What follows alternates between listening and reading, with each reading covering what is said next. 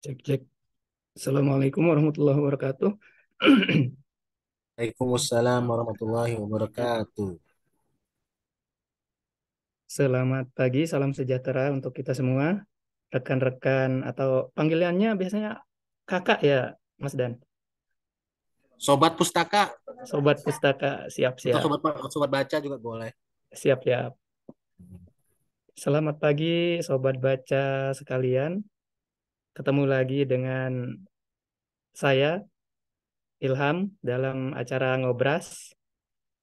Ya, sekarang giliran saya ya untuk sebagai MC.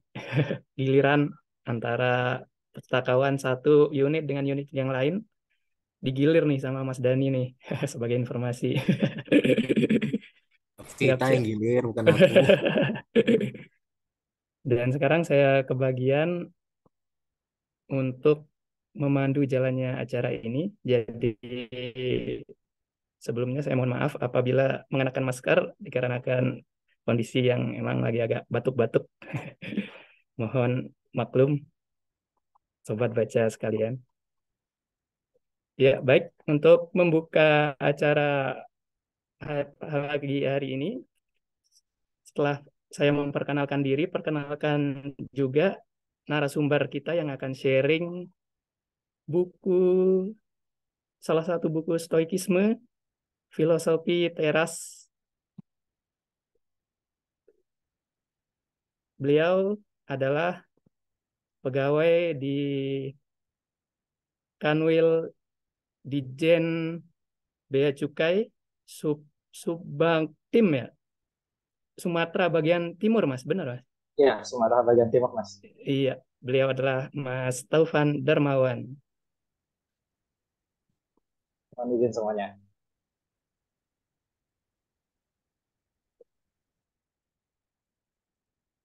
Sobat baca sekalian, dalam acara pagi ini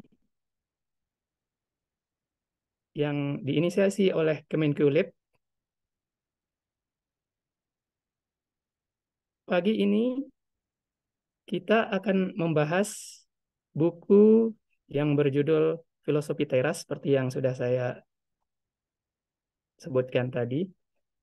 Mohon maaf sebelumnya kalau agak kaku.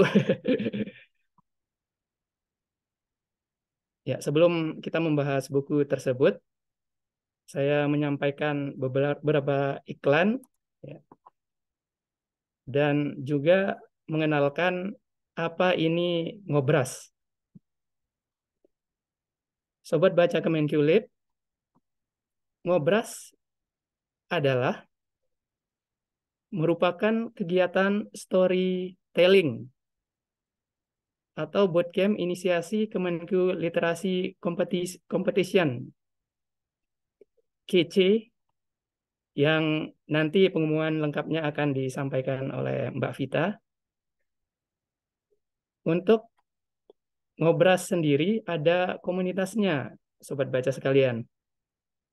Di sini komunitasnya bernama Sobat Baca Kemenkulib yang merupakan klub buku internal Kemenq yang diinisiasi oleh Perpustakaan Pusat Kemenq yang beranggotakan pegawai Kemenq, SMV BLU, Civitas, PKN STAN, pecinta buku yang telah mendaftarkan diri pada link open member yang dibuka setiap awal bulan.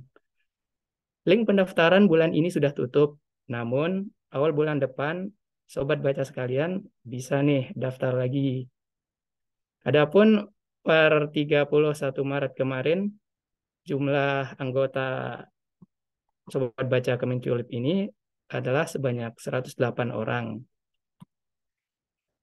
Kemudian, ngobras ini adalah salah satu kegiatannya yang diselenggarakan rutin pada hari Jumat.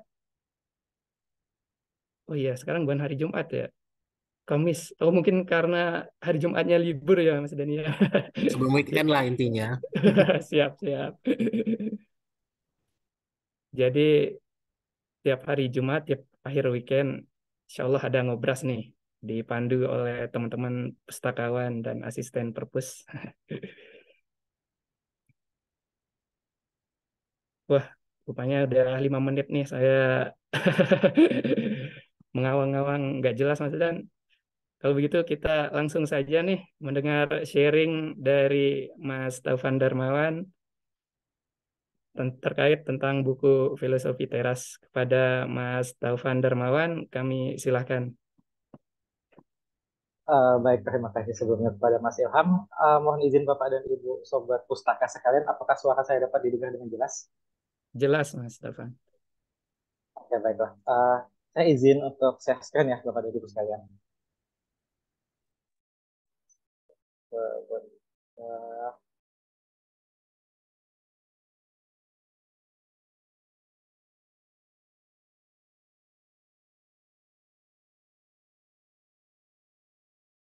Baik, apakah tampilannya sudah tampil di layar, Bapak dan Ibu sekalian? Sudah tampil, Mas. Sudah, baik. Oke, baiklah. Bismillahirrahmanirrahim. Assalamualaikum warahmatullahi wabarakatuh.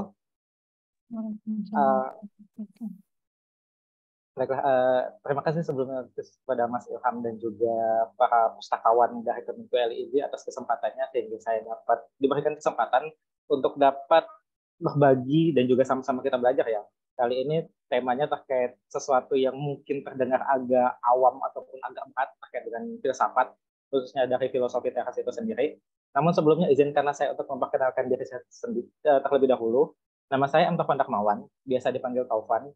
Saya ini berasal dari kantor, sebenarnya tuh dari kantor Bea Cukai Pangkal Pinang, Bapak, Sobat Pustaka sekalian. Tetapi kebetulan kantor Bea Cukai Pangkal Pinang itu emang berada di bawah Kanwil dan Deputi Sumber Tim waktu itu. Pangkal Pinang ya Bapak dan Ibu sekalian, bukan Tanjung Pinang yang di Batam. Pangkal Pinang itu di Pulau Bangka. Dan khusus di Pulau Bangka sendiri, mungkin ada sebagian dari Bapak dan Ibu Sobat Pustaka sekalian itu tuh salah mengartikan kalau misalnya di Bangka itu tuh ada Laskar Pelangi. Salah. Laskar Pelangi itu ada di Pulau Belitung. Di Pulau Bangka itu tuh pulau tersendiri yang beda dengan Pulau Belitung. Kebetulan tapi satu provinsi. Itu. Untuk di Pulau Bangka sendiri, kondisi alamnya sangat bagus. Kekayaan timahnya juga salah satu yang terbaik di Indonesia, yang merupakan salah satu komoditi ekspor yang kebetulan kami awasin sebagai BCK seperti itu. Saya sendiri merupakan pria kelahiran Palembang, lebih tepatnya di desa bernama Cinta Damai. Itu desa Teras Megahasi di perbatasan Provinsi Sumatera Selatan dan juga Provinsi Jambi seperti itu. Tetapi untuk sekarang saya berdomisili di Sleman, di daerah istimewa Yogyakarta seperti itu. Baiklah, hari ini izinkanlah saya untuk mengajak Bapak dan Ibu Sobat Pustaka sekalian untuk kita bersama-sama mengenal dan coba untuk memahami terkait apa itu salah satu cabang dari filosofi, yaitu filosofi teras atau stoikisme. Nah, buku ini sebenarnya itu ada banyak beberapa versi, tapi yang kali ini kita khusus membahas mengenai filosofi teras yang disusun oleh Bapak Henry Manampiring seperti itu. Sebelum kita mengenal lebih jauh mengenai filosofi teras ini sendiri, saya izin untuk sedikit menapak tilas mengenai bagaimana saya bertemu atau memulai membaca dari filosofi teras ini sendiri, Bapak dan Ibu sekalian. Jadi untuk awalnya itu sebenarnya filosofi teras ini adalah sesuatu hal yang sangat erat kaitannya dengan pengendalian diri kita, dengan bagaimana cara kita untuk berekspektasi terhadap sesuatu, berekspektasi terhadap apa yang bisa kita kendalikan seperti itu. Jadi mungkin Bapak dan Ibu sekalian di sini sebagai sama-sama ASN Kemenku ya, tentu sudah sangat akrab dan juga paham betul mengenai suatu fenomena perpindahan alami atau yang bisa dinamakan mutasi seperti itu. Nah, mutasi adalah hal yang secara tidak langsung menyuruh ataupun membuat saya untuk membaca filosofi teras ini sendiri. Karena untuk sekedar informasi aja, agak sedikit curhat tapi nggak apa-apa ya. Jadi saya di Pangkal Pinang ini dari pendapatan pertama tahun 2016 kemarin sampai sekarang 2023. Jadi sudah lumayan berumur lah dalam satu satuan kerja seperti itu. Nah, di Pangkal Pinang inilah karena dia tipikal kantor C ya, jadi kantor kecil itu kekeluargaan antar pegawainya itu tuh begitu erat. Jadi antar pegawai itu apalagi sama perantau itu tuh begitu saling mengayomi lah satu sama lain gitu. Nah, saya sudah mengalami 3-4 kali saya mengalami atau harus melihat rekan-rekan saya itu melanjutkan karirnya di kantor baru, atau dalam bahasa mudanya saya ditinggal mutasi ini. Tinggal mutasi 3-4 kali seperti itu. Jadi kayak rekan-rekan saya itu tuh mutasi, teman-teman dekat saya mutasi, saya tinggal sendirian di sini seperti itu kan. Nah, di saat itulah di tengah mental saya yang agak sedikit terguncang ya, di mana kayak waduh, saya kapan nih mutasi? Kok teman-teman saya mutasi seperti itu? Akhirnya saya nggak sengaja tuh ngelihat YouTube-nya Bang Ferry Irwandi ya, Bang Ferry Irwandi terkait dengan podcastnya dengan Om Deddy kalau nggak salah, terkait dengan filosofi teras itu sendiri. Hanya saya penasaran, akhirnya saya coba untuk kulik mengenai filosofi teras itu seperti apa. Nah, filosofi teras ini, Bapak dan Ibu sekalian, bisa dikenal dengan sebutan stoikisme atau stoisme. Atau kalau misalnya bahasa Pak Henry Manpiringnya itu tuh untuk lebih mudahnya itu tuh sebuah filosofi yang berasal dari teras. Ini fokus utamanya tuh adalah sesuatu kita sebagai manusia tentunya tuh sangat mudah untuk mengalami suatu hal yang membuat kita khawatir, membuat kita baper, sedikit-sedikit tersinggung, sedikit-sedikit itu marah, ujungnya curhat di media sosial ataupun julid kepada orang lain seperti itu kan. Nah, tetapi sebelum kita mengenal mengenai apa sih stoikisme itu, apa aja sih yang diajarkan dan apa aja sih kita belajar stoikisme itu, kita kenalan dulu nih tentang pembawa dari stoikisme itu sendiri. Jadi kita berkenalan dulu dengan Zeno. Zeno itu merupakan salah satu saudagar dari Siprus yang melakukan perjalanan ke Pireus, Yunani, salah satu kota Yunani, dengan membawa sesuatu hal yang sangat mahal pada saat itu, Bapak dan Ibu. Jadi Zeno ini membawa suatu pewarna tekstil berwarna ungu. Seperti untuk sekedar informasi, untuk warna ungu pada zaman dahulu adalah merupakan warna yang paling susah didapat. Karena untuk mendapatkan beberapa gram warna ungu aja membutuhkan bahan-bahan dari kerang laut yang eksklusif, sehingga sangat dinilai mahal kemarin pada zaman dahulu. Nah, tetapi ketika membawa pewarna berwarna ungu untuk diserahkan kepada raja-raja Yunani pada zaman dahulu, kapal yang membawa Zeno berserta para dagangannya itu tuh dihantam dengan ombak, sehingga tujuan Zeno yang awalnya ke Piraeus Yunani, dia harus terdampak di Athena. Seperti yang kita ketahui, Athena adalah salah satu rumah ataupun surga dari filsuf dunia seperti itu. Hidup luntang-lantung, kehilangan dagangan dan juga kehilangan kapal, membuat Zeno pada akhirnya memutuskan untuk belajar dari satu filsuf ke filsuf lainnya. Hingga tibalah dia untuk mencetuskan sebuah filosofi yang lahir di sebuah teras yang dihiasi lukisan semacam alun-alun di Athena yang dinamakan dengan nama filosofi teras atau stoa. Stoa dalam bahasa Yunani adalah teras seperti itu kan. Dan filosofi yang dia bawa itu bernama stoikisme atau filosofi teras seperti itu. Filosofi teras sendiri Bapak dan Ibu sekalian itu sudah ada sekitar 300 tahun sebelum Masehi atau sekitar 2300 tahun atau 2323 tahun yang lalu kalau misalnya kita ambil runut dari masa sekarang. Nah, apa bedanya stoikisme dengan filsafat-filsafat yang lain seperti itu?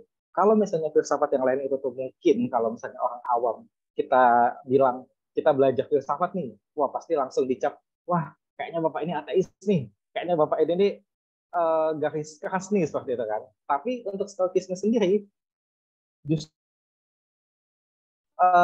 prakteknya itu tuh sangat relevan dengan kehidupan kita, terutama gen-gen milenial, Gen Z ataupun gen-gen yang masih turut mengikuti perkembangan zaman lah pada zaman sekarang seperti itu. Intinya, filosofi teras ini mengajarkan kita bagaimana untuk menjadi bahagia dan menjalani hidup sebagaimana mestinya seperti itu. Nah, hidup sebagaimana mestinya itu seperti apa? Kita belajar dulu dari Pak Henry Manampiring ya, Bapak dan Ibu sekalian. Jadi Pak Henry Manampiring ini pada awalnya itu tuh mengidap major depressive disorder. Jadi Pak Henry ini, kita sebut Pak Henry aja ya supaya singkat. Sebenarnya bahasa panggilan akrabnya tuh Om Piring, tapi karena saya pakai seragam ini jadi Pak Henry aja. Jadi Pak Henry ini mengalami major depressive disorder atau mengalami depresi dan gangguan kecemasan serta kesedihan yang berkepanjangan. Jadi mungkin ya ketika kita menghadapi sesuatu yang mungkin mengkhawatirkan atau membuat sedih, kita mungkin merasa sedih, tetapi untuk Pak Henry dia langsung depresi, dia langsung overthinking seperti itu kalau bahasa milenialnya ya. Tentunya depresi ini didiagnosa oleh ahlinya ya Bapak dan Ibu sekalian, bukan depresi-depresi yang ala-ala anak Gen Z gitu yang ketika dimarahin atasan langsung sok-sok merasa depresi, langsung upload ke media sosial kayak gitu kan. Background hitam, lagu galau seperti itu kan. Wah, saya paling depresi seperti itu. Tentu tidak.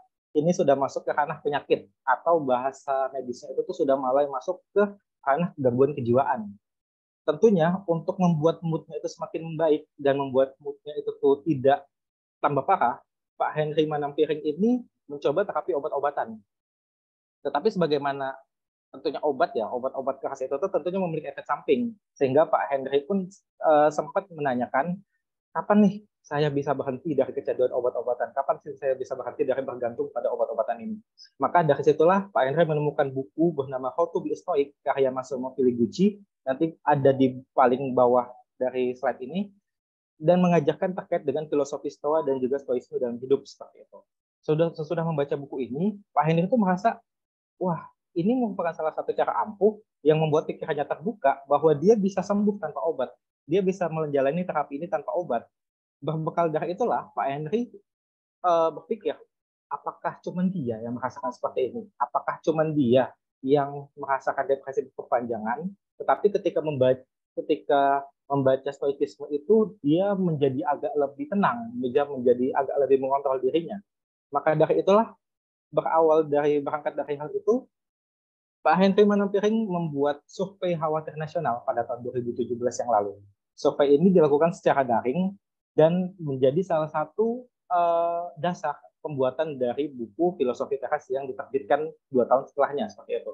Target survei ini menyasar usia 20-40, milenial sampai Gen Z seperti itu kan, untuk menjadi korespondennya. Dan kita lihat apakah Pak Henry Manampiring itu beranggapan apakah survei-survei khawatir nasional ini setiap orang di Indonesia itu memiliki kekhawatiran yang sama seperti itu.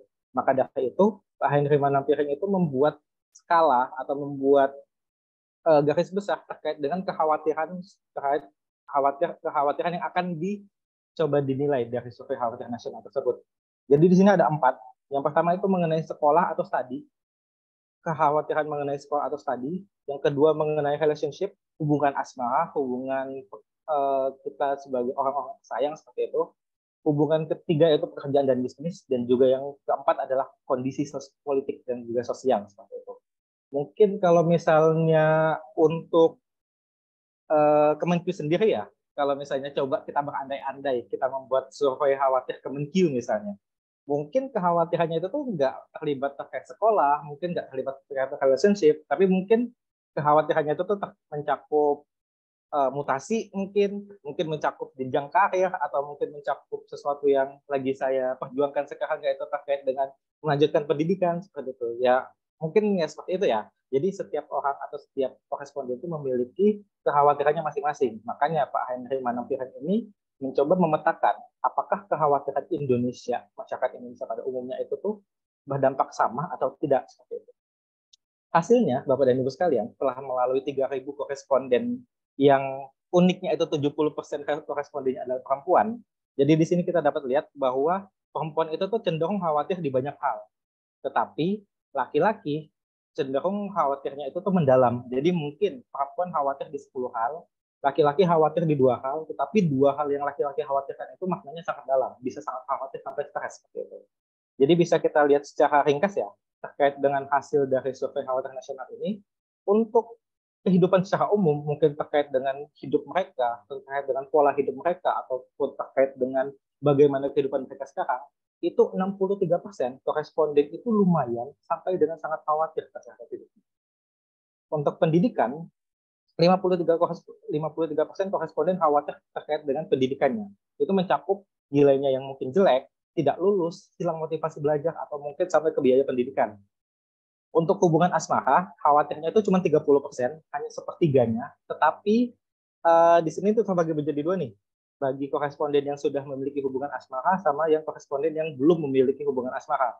Yang sudah memiliki hubungan asmara itu biasanya dia itu tuh khawatirnya kalau misalnya dia bingung mau dibawa kemana hubungannya, tidak direstui orang tuanya, hubungannya itu kalau misalnya sudah menikah ya, mungkin sudah terasa hambar, sudah 10 tahun, 15 tahun menikah tuh kayak kok nggak ada romantisnya lagi seperti itu. Sampai khawatir yang paling tinggi yaitu selingkuh, pasangannya selingkuh.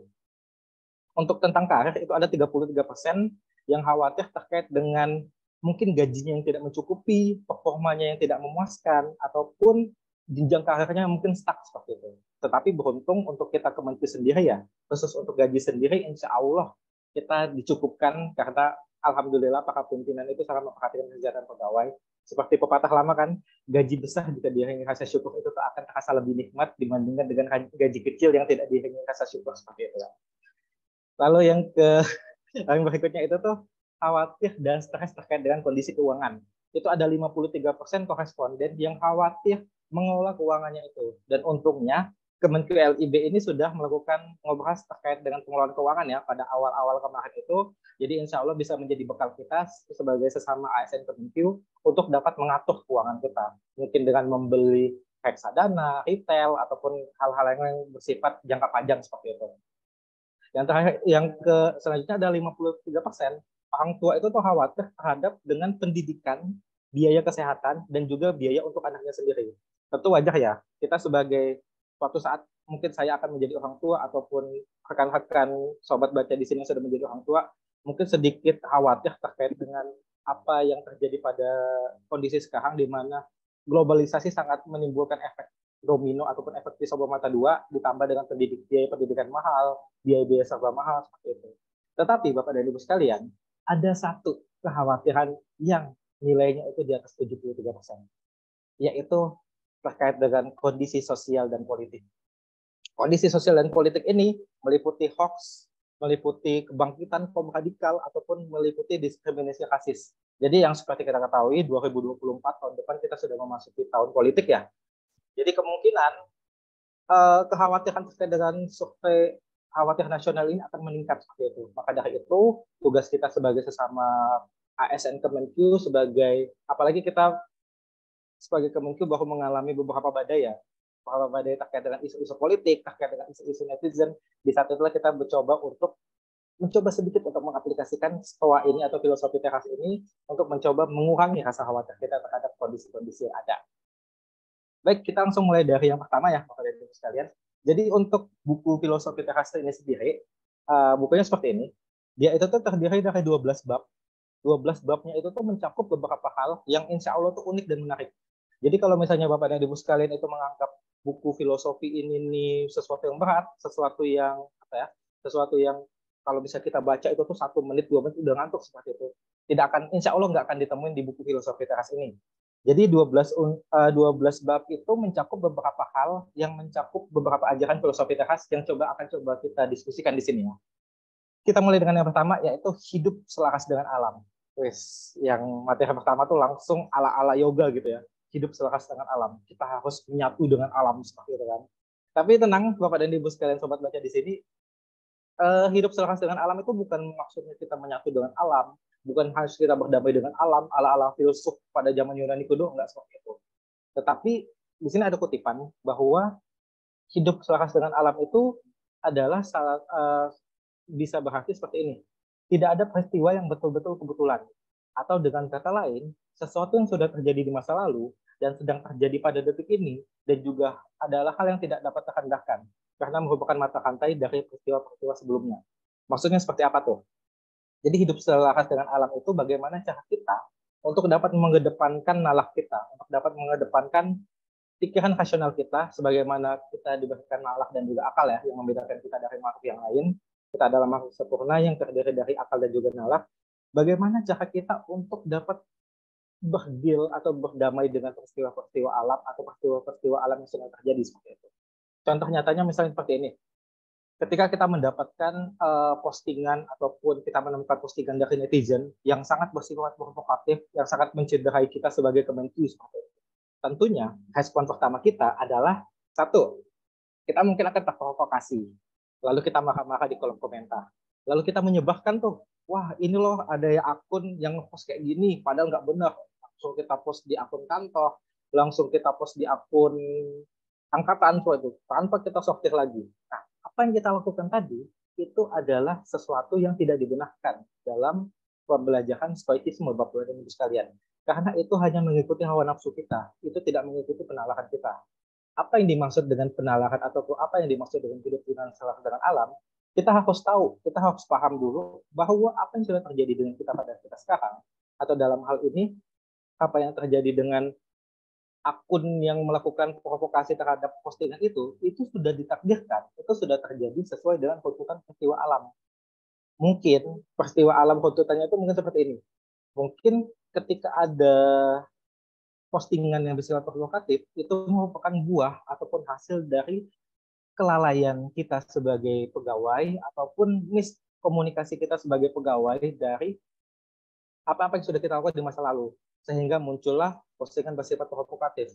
Apa yang kita lakukan terhadap postingan tersebut? Ya udah, karena itu sudah merupakan peristiwa alam, kita legowo saja seperti itu. Kita mencoba untuk mengedepankan nalar kita daripada hawa nafsu kita. Kita harus berpikir secara rasional bahwa apa yang kita lakukan, apa yang apabila kita ikut marah-marah, itu malah akan memperjelek citra instansi kita. Yang kita lakukan adalah bagaimana cara kita untuk menyikapinya dengan bijak, bagaimana cara kita untuk mencoba meluruskan isu-isunya, sehingga nanti perubahan ke depannya, merupakan runtutan dari peristiwa alam itu, hasil dari yang kita lakukan itu akan berimbas pada gerakan perubahan dan reformasi yang baik di organisasi kita, yang tentunya akan berimbas baik juga dengan organisasi dan apresiasi kita kepada pegawai. Kalau bahasa gampangnya sih mungkin legowo ya, atau kalau misalnya orang Jogja tuh omongnya tuh nerimo aja seperti itu. Nerimo aja meskipun UMR-nya kecil, ya wes tak lakoni seperti itu. Jadi kayak ya udah, apa yang sudah terjadi itu sudah itu sudah takdir dari alam itu sendiri. Nah, ada 4 virtus atau 4 kebijakan utama yang merupakan fondasi dasar dari filosofi Stoa ini, Bapak dan Ibu sekalian. Yang pertama adalah kebijakan, yaitu kemampuan kita untuk mengambil keputusan terbaik dalam situasi apapun. Yang kedua adalah keadilan, justice, memperlakukan orang lain dengan adil, sebagaimana kita memperlakukan diri kita sendiri dengan adil. Yang ketiga adalah keberanian, yaitu keberanian untuk berbuat benar, berani berpegang teguh pada prinsip yang benar, berani menegakkan keadilan, dan yang terakhir adalah menahan diri, yaitu disiplin, sederhana, kepantasan, dan juga mengontrol diri kita atas nafsu. Baik, tadi kita sudah belajar mengenai bagaimana cara kita untuk hidup selaras dengan alam, bagaimana cara kita untuk dapat mengedepankan nalar dan juga rasional kita. Yang kedua adalah kita belajar terkait dikotomi kendali atau dikotomi of control. Nah, ini merupakan fondasi paling dasar, fondasi paling besar dari filosofi teras ini sendiri, Bapak dan Ibu Sobat Baca sekalian. Karena apa? Tujuan dari stoikisme atau filosofi teras ini adalah bagaimana cara kita untuk hidup bebas dari energi negatif. Bagaimana cara kita untuk dapat hidup dengan mengedepankan hal-hal yang bisa kita kontrol. Seperti yang disampaikan oleh Epictetus. Epictetus adalah salah satu orang yang mengaplikasikan Stoa dengan sangat baik ya. Dia berkata seperti ini. Sometimes are up to us, sometimes are not up to us.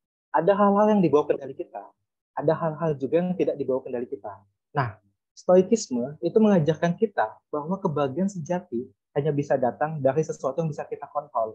Ada yang dibawa kendali kita seperti itu. Dengan kata lain, kebahagiaan sejati itu ada dalam diri kita sendiri. Kebahagiaan sejati itu tidak ada dalam orang lain, tetapi dalam diri kita sendiri. Sebaliknya, apabila kita tidak bisa menggantungkan kebahagiaan dan juga kedamaian kita kepada hal-hal yang tidak bisa kita kendalikan, itu kita mendapatkan hal-hal yang sia-sia karena kita menggantungkan kebahagiaan kita ataupun hal-hal yang tidak bisa kita kontrol untuk mendapatkan sesuatu yang kita harapkan. Seperti itu. Balik coba ke contoh tadi ya, terkait dengan postingan netizen tadi. Nah, postingan netizen atau postingan bersifat provokatif itu kan sesuatu yang tidak bisa kita kontrol tuh. Pola netizen itu mau berkomentar seperti apa, dia mau memposting seperti apa, itu tidak bisa kita kontrol dalam dunia digital seperti sekarang. Yang bisa kita kontrol adalah bagaimana cara kita untuk menyikapinya, bagaimana cara kita untuk berusaha bersifat bijak, bagaimana cara kita untuk meluruskan isu-isu yang terkesan sangat tidak pantas misalnya seperti itu. Atau untuk contoh lain, misalnya kayak yang tadi awal saya belajar stoikisme kan dari mutasi tuh.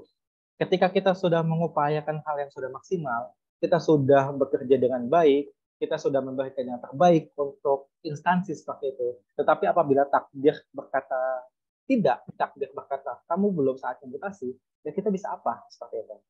Jadi kebetulan ini bulan Ramadan juga ya. Jadi ada satu kesamaan juga dengan pembelajaran dalam Islam itu sendiri.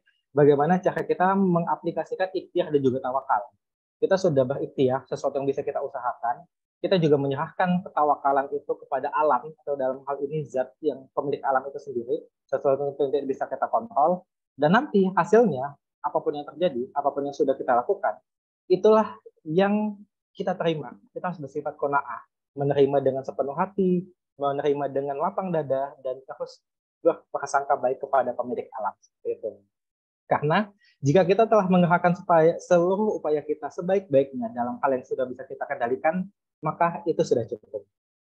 Baik, berikutnya Bapak dan Ibu sekalian, dikotomi kendali itu artinya tidak sama dengan pasca dengan keadaan. Kalau misalnya pasca dengan keadaan kan artinya kita tidak berjuang sama sekali. Kita menyerahkan sepenuhnya itu kepada sesuatu yang tidak kita kontrol. Tetapi dikotomi kendali adalah bagaimana cara kita membagi sesuatu yang bisa kita kontrol dengan sesuatu yang tidak bisa kita kontrol. Seperti yang tadi, postingan netizen adalah sesuatu yang tidak bisa kita kontrol. Yang bisa kita kontrol ada responnya kita sendiri. Perilaku orang lain adalah sesuatu yang tidak bisa kita kontrol. Yang bisa kita kontrol adalah respon kita terhadap orang lain. Penilaian kinerja kita adalah sesuatu yang tidak bisa kita kontrol secara subjektif ya. Tetapi yang bisa kita kontrol adalah bagaimana cara kita untuk bertugas dengan baik, memberikan yang terbaik untuk instansi ini sendiri. Lalu kita masuk ke yang ketiga, Bapak dan Ibu sekalian, adalah bagaimana cara mengendalikan interpretasi dan juga persepsi. Nah, interpretasi dan juga persepsi ini apa? Yaitu adalah Epictetus lagi menyebutkan bahwa hal-hal atau peristiwa tertentu itu tuh bukan sesuatu yang meresahkan kita, tetapi yang meresahkan kita adalah bagaimana pertimbangan kita, bagaimana pikiran kita, dan juga bagaimana persepsi kita akan hal-hal dan peristiwa tersebut. Jadi contohnya seperti ini. Kita adalah makhluk yang sangat mengedepankan empati dan juga sangat mengedepankan paradigma seperti itu kan. Apabila sesuatu terjadi kepada kita, sudah sewajarnya kita langsung berprasangka, langsung berpikiran, langsung berpersepsi terhadap suatu hal tersebut. Nah, itu sama halnya dengan misalnya kayak kita berusaha untuk menyenangkan semua orang. Kita ingin memenuhi semua ekspektasi orang. Tentunya untuk mendapatkan approval tersebut, tanpa sadar kita diperbudak oleh pendapat orang lain. Kita hanya mengikuti pendapat orang lain, kita hanya memikirkan persepsi orang lain seperti itu. Seneca, salah satu filsuf yang menerapkan Stoa juga, dia menyebutkan seperti ini. If you live according to other things, you will never be rich. Jadi kalau misalnya kamu itu tuh hidup untuk memikirkan orang lain, kamu tuh nggak akan pernah berhasil seperti itu. Contohnya nih untuk Bapak dan Ibu wilayah Jabodetabek ya, sesuatu yang mungkin nggak pernah saya alami yaitu mungkin macet ya. Mungkin di jam sekarang hari pulang jam kerja di long weekend itu mungkin macet. Nah, di sini ada dua interpretasi yang akan terjadi.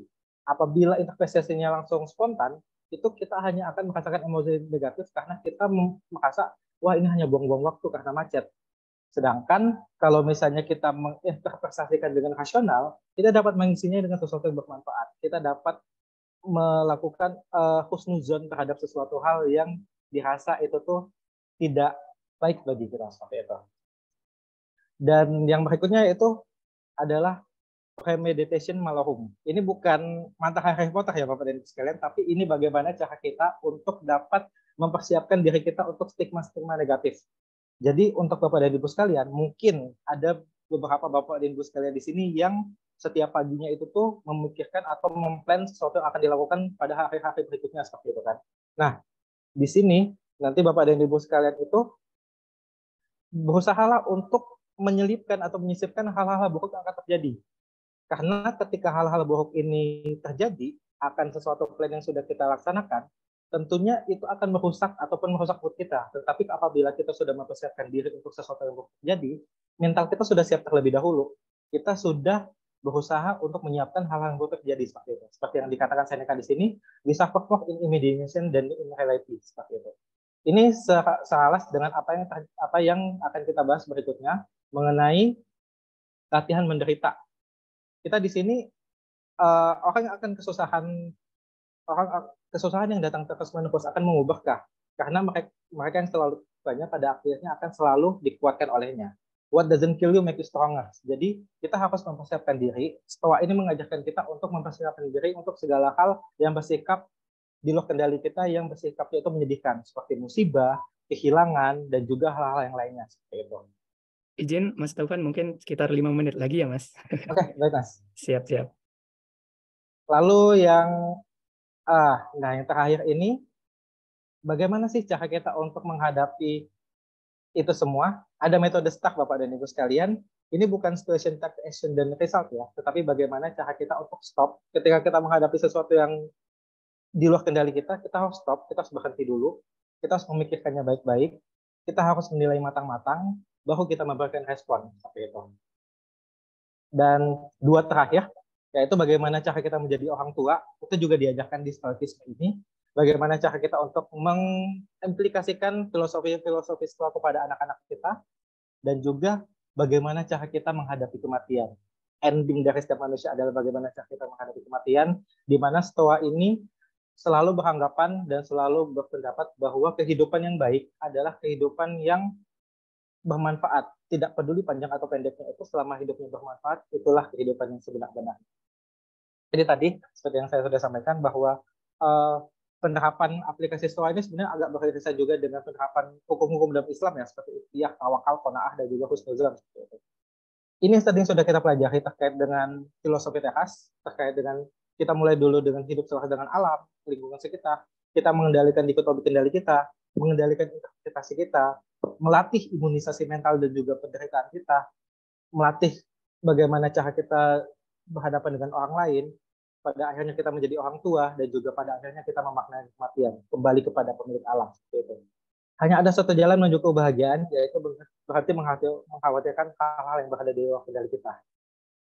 Nah, untuk Bapak dan Ibu sekalian, untuk beberapa buku mengenai stoik ataupun mengenai filsafat itu tuh ada beberapa yang sudah saya tampilkan di sini. How to be a Stoic dari Massimo Pigliucci itu adalah buku yang dibaca oleh Pak Henry Manampiring sebelum dia menulis filosofi teras. Yang kedua itu adalah Marcus Aurelius, merupakan komandan Roma yang menerapkan filosofi Stoa. Itu juga sangat bagus bukunya Meditation. Ataupun mengenai buku-buku filsafat lain, karya dari Justin Gardner, ada Dunia Sophie, Misteri Soliter, dan juga Maya.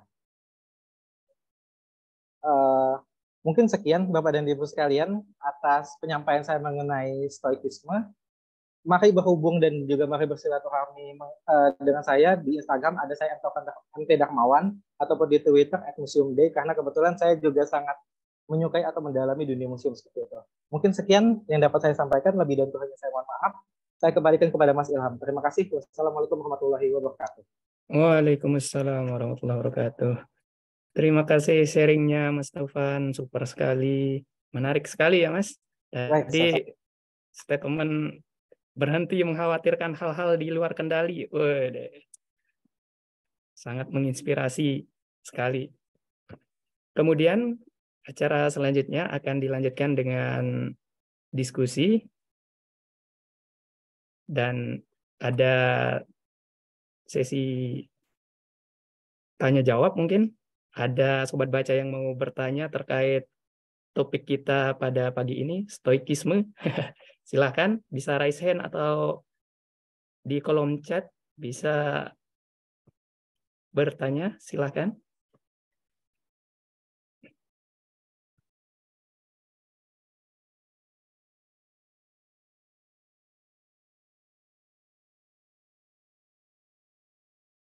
Baik, sebelumnya mungkin pertanyaan dari panitia mungkin Mas Taufan. Dari saya nih Mas Taufan. Oke, baik Mas. Iya. Sembari menunggu sobat baca yang lain mungkin nanti ada respon. Ya, sebentar. Oh, dari Mas Dani nih langsung bertanya nih. Siap. Adakah contoh pemimpin terkenal atau tokoh yang ikut aliran Stoa ini, Mas? Nah, mungkin bisa dijawab, Mas. Monggo, Mas. Taufan. Oke, baiklah. Terima kasih kepada Mas Dani ya atas pertanyaannya itu terkait dengan pemimpin terkenal yang menerapkan aliran Stoa ini. Jadi untuk pemimpinnya secara relevan sendiri ya, saya masih belum menemukan referensi yang valid gitu. Tetapi berdasarkan apa yang dibaca dari buku filosofi teras ini, ada salah satu komandan Yunani, Kaisar Roma pada zaman itu, yaitu Marcus Aurelius. Dia adalah kaisar yang sangat berkuasa, kaisar yang memiliki pasukan orang yang tidak terkalahkan seperti itu kan.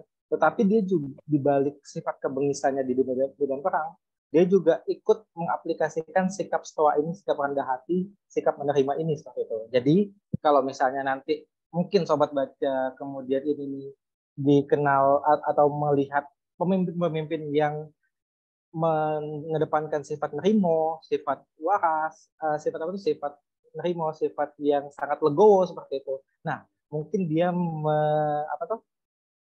mengaplikasikan filosofi Stoa ini sendiri seperti itu, secara tidak langsung maupun secara langsung seperti itu. Begitu Mas Dani. Ya, benar untuk Mas Andi Darmawan, filosofi ini juga sering disalahartikan. Filosofi ini sering disalahartikan sebagai pribadi yang pasrah gitu, pribadi yang tidak memiliki semangat untuk berubah seperti itu. Padahal makna lain dari filosofi Stoa ini bagaimana cara kita mengendalikan apa yang apa yang di luar kendali kita seperti itu. Apa yang di dalam kendali kita kendalikan, yang di luar kendali kita terima seperti itu. Begitu Mas Ilham, Mas Dani. Baik, terima kasih atas jawabannya Mas Taufan. Apakah sudah jelas Mas Dan? Jelas banget. Nanti besok-besok aja kalau ada bocoran atau pemimpin-pemimpin lain yang ikut jadi kaum Stoa bisa diinformasikan gitu. Biar sampling cara hidupnya. Ya, kebetulan memasuki 2024 ya Mas ya. Iya. Persiapan.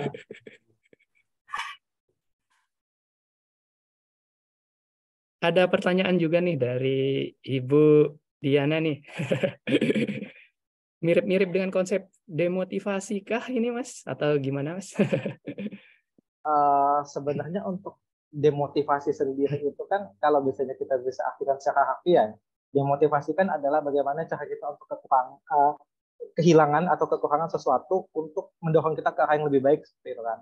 Jadi sebenarnya untuk filosofi Stoa kalau misalnya kita baca atau kita lihat secara general itu tuh emang sangat mengedepankan sifat legowo, sifat pasrah. Jadi kayak ya orang melihat orang ketika melihat orang yang mengaplikasikan filosofi Stoa ini kayak wah orang ini udah nggak ada semangat, orang ini udah dimotivasi. Padahal sebenarnya orang itu tuh mencoba untuk membagi apa yang ada dalam kendali mereka dan juga apa yang di luar kendali mereka.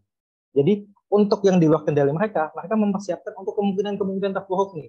Jadi sebenarnya untuk demotivasi sendiri ya, Ibu Diana itu sebenarnya bisa kita aplikasikan, tetapi dari demotivasi itulah muncul semangat-semangat baru untuk berubah atau untuk mengaplikasikan apa yang menjadi rasa sakit yang menyebabkan demotivasi itu sendiri. Jadi demotivasi ini menjadi akar atau menjadi bensin, menjadi api untuk penggerakan ke arah yang lebih baik seperti itu. Jadi demotivasi dalam skala yang bagus ya, kayak gitu. Kita pasrah dulu, kita menganalisa dulu untuk bergerak lebih maju lagi seperti itu. Baik, terima kasih Mas Taufan. Mas tanya dong Mas, saya Mas Sinta Mas dari Sejen KLI. Wih, muncul juga nih Mbak. Baik, silakan. Iya, Mas Taufan nih. Saya kan orangnya itu ya introvert ya sebenarnya ya. Saya malu ini kalau ya kamu nggak boleh komentar. Saya itu sebenarnya introvert, jadi saya itu malu itu kalau di depan banyak orang itu. Nah, saya itu pengen jadi orang stoik juga dan saya nggak peduli dengan omongan orang di sekitar. Oh, mbaknya ini cantik banget gitu. Aku nggak peduli, aku pengen nggak peduli kayak gitu Mas sebenarnya Mas. Cuma kalau orang introvert itu gimana menghadapi kan untuk stoik sendiri yang saya pahami tadi, kita jangan terpengaruh dengan dunia luar, bukan dunia luar, samping kanan kiri depan belakang yang tidak bisa kita kontrol gitu ya Mas ya.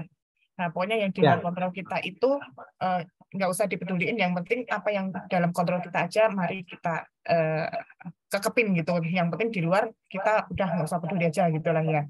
Nah saya sendiri orangnya memang gimana ya, pengennya kayak gitu ya Mas ya, cuma tetap aja ya kalau ada omongan itu pengen masa bodoh, tapi kok lama-lama ganjelep juga gitu. Gimana itu Mas menyikapinya biar kita meskipun bukan penganut paham stoik juga, cuma pengen sedikit-sedikit itu kita punya rasa kayak gitulah, stoik itulah, biar kita nggak perlu memusingkan omongan-omongan orang atau pimpinan yang menekan, peer yang menekan, bawahan menekan gitu. Jadi kita yang ya udah kita jalin aja apa yang bisa kita jalani gitu loh Mas. Terima kasih dari saya yang introvert. Mohon penjelasannya. Baik. Terima kasih Bu Sinta. Mbak Sinta ya. Tapi dari pembahasan atau penyampaiannya itu tuh terkesan sangat introvert loh Bu. Mbak, terkesannya tuh penyampaiannya sangat baik seperti itu, luar biasa ya. Nah, untuk seperti yang kita ketahui sendiri kan untuk stoikisme itu tuh salah satu cabangnya itu bagaimana cara kita penerimaan diri ya. Penerimaan diri kita terhadap apa yang kita lakukan kepada orang lain, apa yang kita terima dari orang lain seperti itu. Nah, untuk memanglah kita sebagai manusia itu tuh pasti merasakan apa yang namanya sakit hati ya Mbak Sinta ya. Jadi orang mau ngomong apa, berusaha kita kayak manapun kita menghindarinya, lama-lama pasti terasa gitu kan. Di sinilah filsuf Stoa itu tuh memberikan suatu hal atau memberikan suatu quotes yang saya rasa itu tuh sangat relevan dengan kejadian ini, yaitu yang bisa menentukan atau menghina diri kita sendiri adalah diri kita. Yang bisa menentukan itu tuh masuknya ke sebuah hinaan yang menyakitkan atau enggak itu diri kita. Seperti itu. Jadi ya kita kan nggak bisa mengontrol ya apa yang orang lain katakan kepada kita. Tetapi yang bisa kita kontrol, yang bisa kita saring, yang bisa kita damaikan adalah bagaimana cara kita untuk menyaring, memfilter apa yang orang lain sampaikan itu, sehingga itu akan menyakiti kita atau enggak, itu kendalinya ada di kita, Mbak Sinta. Jadi kendali menyakiti kita itu tuh bukan di orang lain. Kalau berdasarkan filosofi Stoa ya, kendali menyakiti diri kita ada dalam diri kita sendiri. Apabila kita menganggap persepsinya itu menyakitkan, maka itu akan menyakitkan. Tetapi apabila kita menganggap itu tidak menyakitkan, mau orang mau ngomong kayak gimana pun, itu nggak akan menyakitkan. Itu beririsan dengan salah satu buku yang sebuah seni bersikap bodo amat. Kalau misalnya Bapak dan Ibu sini ada yang tahu, nah itu agak beririsan juga seperti itu. Gitu, Mbak Sinta. Cakep Mas, terima kasih ya Mas ya. Jadi saya akan Sama-sama, nggak Mbak peduli Sinta. kalian ngomong apa gitu ya. Baik, terima kasih Mas Taufan. Mbak Sinta yang introvert, terima kasih sudah berani berpendapat, Mbak, bertanya. Ya, baik, karena sudah 11.15 lebih, selanjutnya saya akan serahkan kepada Mbak Vita untuk pengumuman KC, Kemenkeu Literasi Competition. Silakan Mbak Vita. Iya, makasih Mas Ijul. Cuma ini ada satu lagi, Mas Ijul. Lalu ini ada satu lagi dari Mas Ijul pertanyaan. Oh, boleh nih Mbak. Apakah mau dibahas Mas Taufan? Baik, kita tambah satu ya. Monggo Mas Taufan. Oke, baiklah. Pertanyaan dari Mas Ijul ya, terkait dengan apakah ada hubungan konsep stoicism dengan ikigai yang dikenal di Jepang. Jadi kalau misalnya Bapak dan Ibu tahu terkait dengan buku-buku yang Jepang ya, buku-buku Jepang itu kan salah satu hal yang ditekankan itu adalah ikigai. Ikigai itu sendiri kan bagaimana cara kita untuk kalau nggak salah itu tuh menjelaskan atau mengapresiasi kesenangan dalam kehidupan. Jadi bagaimana cara kita lebih menghargai makna kehidupan itu sendiri. Sebenarnya itu tuh agak sedikit beriringan seperti itu. Kalau misalnya stoikisme itu tuh kita mulai dari mencoba memfilter nih sesuatu yang gak bisa kita kontrol, kita coba hindarkan, kita coba berdamai dengan sesuatu yang buruk itu untuk membuat diri kita merasa tenang. Kalau misalnya ikigai itu lebih ke arah apresiasi. Kita punya apa yang membuat kita itu tuh lebih bahagia, itu yang kita tingkatkan. Jadi kalau misalnya stoikisme itu tuh meminimalisir sesuatu yang buruk untuk membuat kita tenang, kalau ikigai itu memaksimalkan sesuatu yang positif, sesuatu yang bagus untuk membuat kita merasa senang. Seperti itu kurang lebihnya. Terima kasih, Mas Ijul. Baik, terima kasih atas penjelasannya Mas Taufan. Kembali lagi saya serahkan ke Mbak Vita untuk pengumuman kitchennya. Silakan Mbak.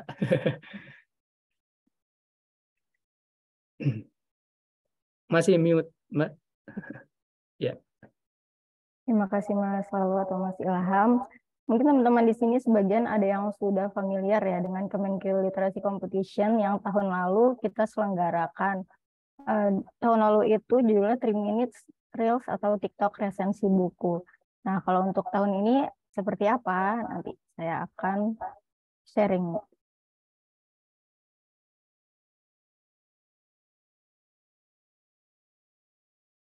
Nah, ini Kemenkeu Literasi Competition 2023. Sebelumnya izin saya akan memperkenalkan misinya apa sih dari Kemenkeu Literasi Competition atau KC 2023 ini. Pada awalnya ini adalah misi dari Perpustakaan Kementerian Keuangan.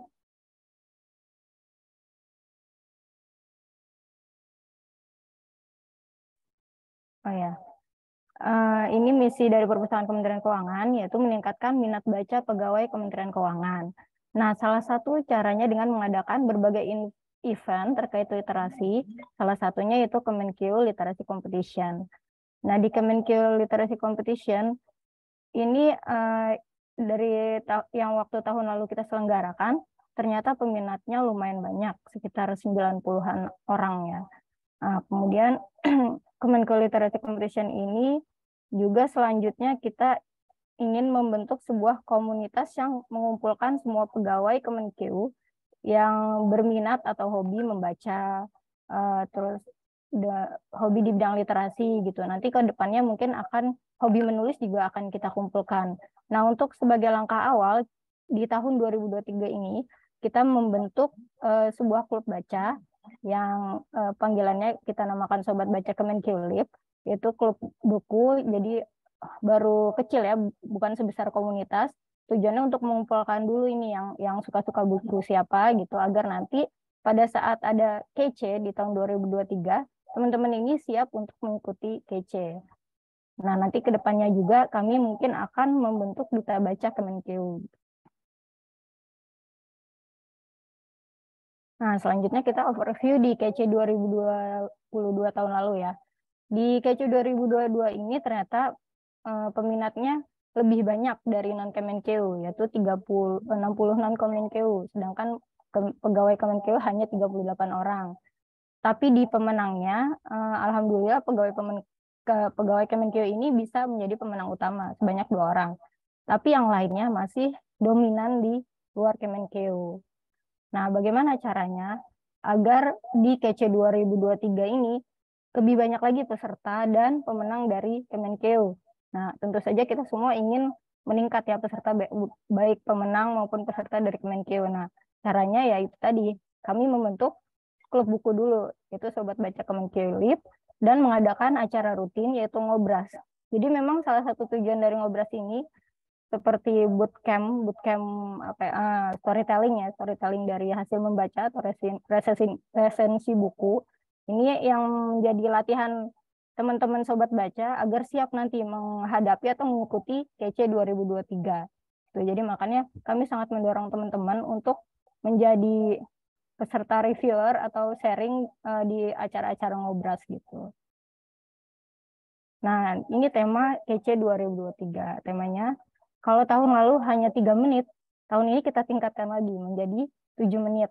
7 menitnya itu bukan lagi format di Instagram, tapi 7 menit vlog, yaitu untuk format di YouTube, resensi buku. Nah, yang berbeda dari tahun lalu di KC 2023 ini terdiri dari 2 babak, babak penyisihan dan babak grand final. Babak penyisihan ada 5 bulan, dari bulan Mei hingga bulan September. Nanti masing-masing bulan kita akan mendapat pemenang, menyaring 3 pemenang. Nah, salah satu dari 3 tadi itu menjadi finalis untuk masuk ke grand final gitu. Nah, ini untuk aturan-aturannya. Kategori usia, waktu tahun lalu ada masukan ya biar usianya tidak terlampau jauh jaraknya gitu. Ada yang anak kecil, ada yang SMP gitu. Jadi mungkin kemampuannya agak jaraknya berbeda-beda gitu. Nah, ini kita samakan menjadi kategori usia dewasa 17 sampai 40 tahun. Yang lain hampir sama peraturannya dengan yang tahun lalu. Cuma bedanya di durasi ya. Durasi kita batasi 7 sampai 10 menit gitu. Karena ini untuk format vlog.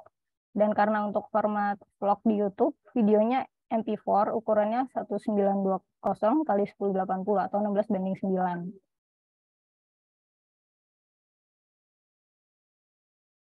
Nah, ini nanti akan diupload di YouTube masing-masing peserta gitu. Jadi di upload di YouTube, baru linknya seperti biasa masukkan di form pendaftaran.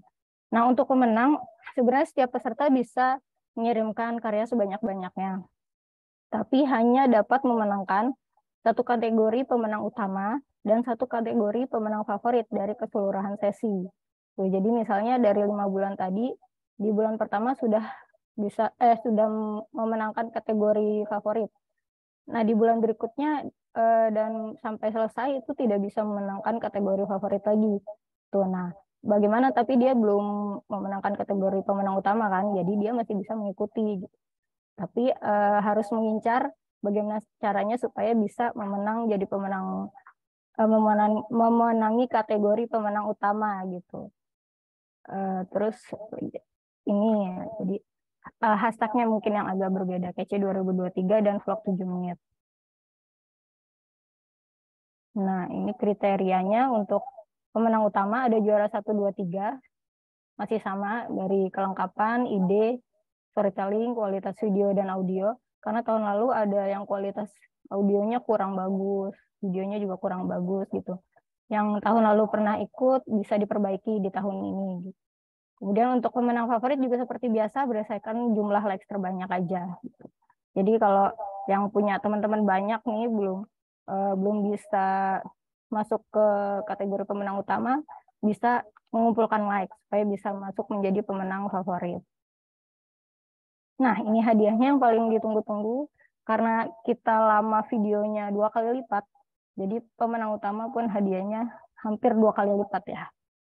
Nah, di babak penyisian tiap sesi ini, jadi ada 3 orang pemenang ya tiap bulan di babak penyisian. Hadiahnya sama, masing-masing 300.000. Tapi kami pilih yang 2 itu untuk pemenang favorit, hanya dipilih berdasarkan jumlah likes. Nah, yang 1 untuk finalis pemenang utama. Jadi dia akan dinilai berdasarkan kategori tadi yang untuk pemenang utama. Nah, si orang finalis grand final ini nanti akan masuk ke babak grand final untuk menjadi pemenang utama. Karena ada 5 bulan, jadi nanti akan ada 5 finalis grand final yang akan memperebutkan juara 1, 2, 3 sebagai pemenang utama di grand final. Nanti di grand final lagi akan kita lombakan lagi, bentuk lombanya lagi nanti akan kami umumkan kemudian gitu. Seperti itu. Apakah teman-teman siap untuk mengikuti KC 2023? Silakan, mumpung nanti akan libur panjang ya, bisa mulai dipersiapkan buku-bukunya dan video-videonya, mungkin bisa mencari video-video yang bagus di sekitar tempat mudik gitu kan, banyak ya pemandangan-pemandangan bagus gitu. Nah, kalau ada yang mau ditanyakan silakan. Itu aja. Makasih Mas Lalu. Terima kasih informasinya Mbak Vita. Jadi teman-teman, sobat baca semuanya, mari kita meriahkan KC. Adakah lagi Mas Dani? Cukup ya? Udah pada jelas semua nih. Ini Bapak Ibu nggak ada yang mau nanya-nanya tentang peraturan KC tadi?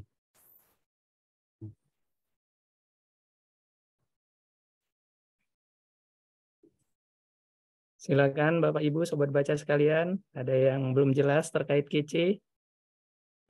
Berarti siap ikut lomba semua ya berarti ya? Sepertinya siap semua Mas Dan.